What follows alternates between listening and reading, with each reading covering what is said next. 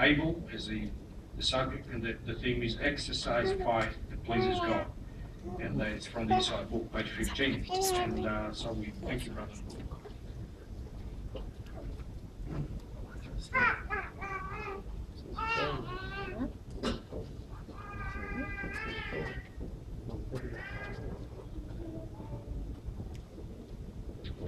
The Apostle Paul was inspired to say this about Abel.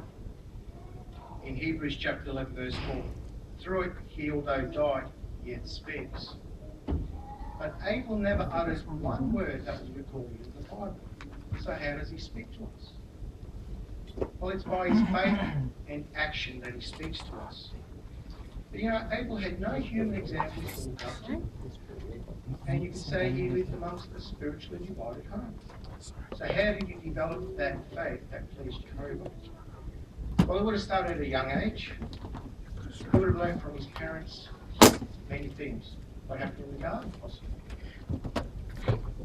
You know, he would have asked a lot of questions, like children do today. Why is the sky blue? For example, curiosity might have gone. They said, Dad, why are there two men standing over there? They just don't know. Son, they're angels. They're called cherubs. And Jehovah God has put them there to guard the entry of the Garden of Eden. Why were they put there, Dad? Why they were there to guard the Garden of Eden? Because Jehovah kicked us out because we were unfaithful and disobedient. Oh. So you used to live in that beautiful paradise and you were thrown out here? Okay. How do you think Abel would have felt hearing something like that? But you know, as Abel was growing up, he would have learned many, many nice things, creations from Jehovah. The animals walking around him, the mountains, the rivers, the moon and stars, all provided by Jehovah for him, for man to enjoy. He would have had a lot to think about. He would have had a lot to think about, meditate, quite possibly even praying to Jehovah. You know, he would have worked out for himself that those two cherubs stood there for years, decades, if not centuries, faithfully to Jehovah and obediently, unlike his parents. What a great example those two cherubs were able to learn from. So over time, as he's growing up, he's learning to develop faith in Jehovah. Abel also became a sheep farmer. And this was a wise choice as animals were in subjection to man. And Abel quite possibly chose sheep because he felt they were vulnerable and they needed protecting and taken care of. And you know, Abel might have felt the same way. He would have felt alienated, and he would have felt like he could do with some guidance, taken care of, and even protection. Why protection? Well, Abel was eventually murdered for his faith. So over time, Abel had built up faith in Jehovah that was pleasing to him. But how do we know that? Well, Abel one day decides to take a gift. He takes his first, and he takes a lamb. And he takes the choicest, the fattest, the very best.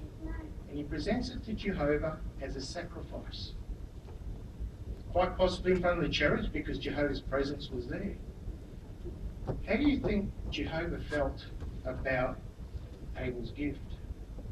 Well, let's look at Genesis chapter 4, verse 4, and shed some light on that. Genesis 4:4 says, "But Abel brought some firstlings of his flock, including their fat, while Jehovah looked with favour on Abel and on his offering." Yes, Jehovah looked upon Abel's gift favourably, even upon his faith he had in him. You know, many centuries later, Jehovah did something. He did the same thing, but in a greater sense. He offered up his loving Son, Jesus Christ, as a sacrificial lamb also.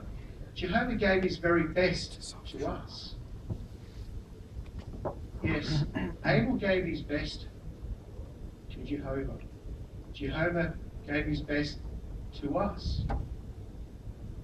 So, brothers, what do we need to do?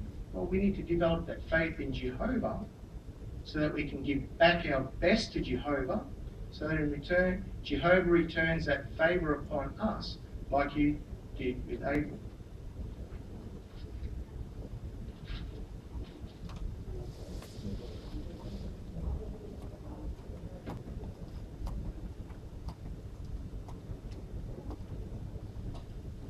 Thank you, Brother Hovarth. It was a good presentation of the material.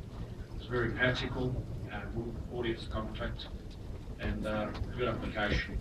And in proper sense rest in lesson 6, it helps the speaker to hold the attention of his audience on page 1.